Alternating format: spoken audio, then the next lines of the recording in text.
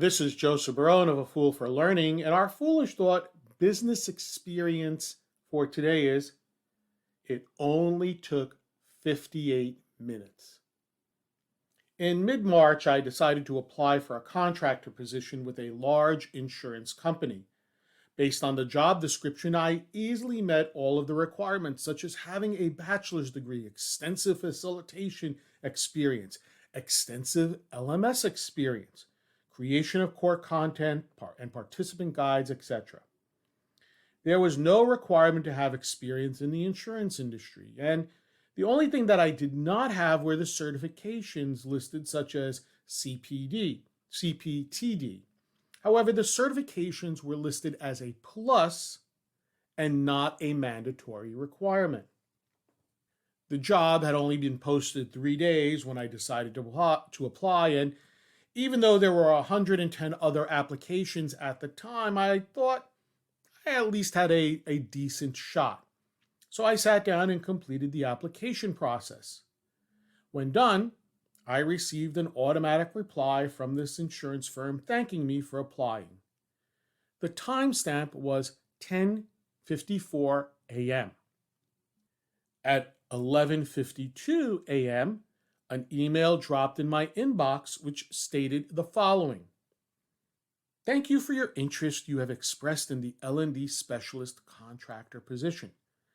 At this time, we have decided to concentrate our attention on other candidates who we believe best meet the current needs of our organization.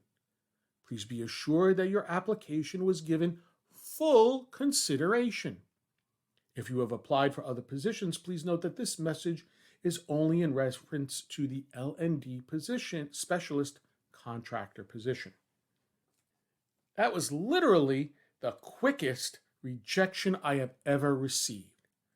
Normally, you do not hear from an organization for days and weeks if you are lucky. So, of course, and by the way, some of my friends told me, that's great. At least they told you right away they weren't interested and not let you hang.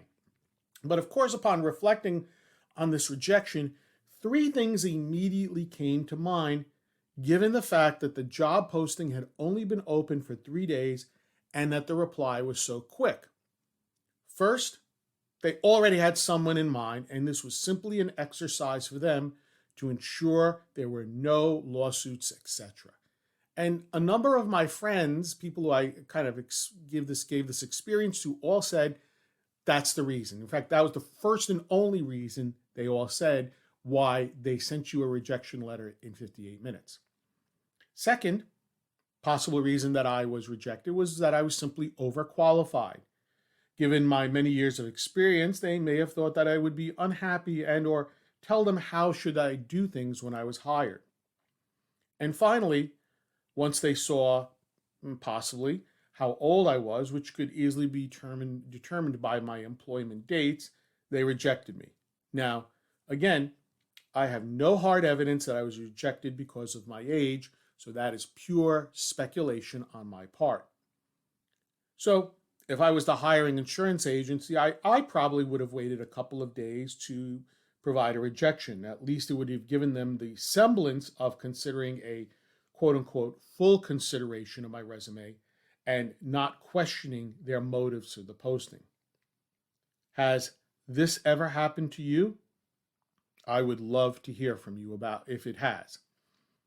If you learned something from this episode, please take a moment to like or to comment. To learn more about A Fool for Learning and how I can assist you and your organization with an appropriate learning solution to meet your business needs, please visit my website at afoolforlearning.com. This is Joseph Barone, the CEO of A Fool for Learning, signing out.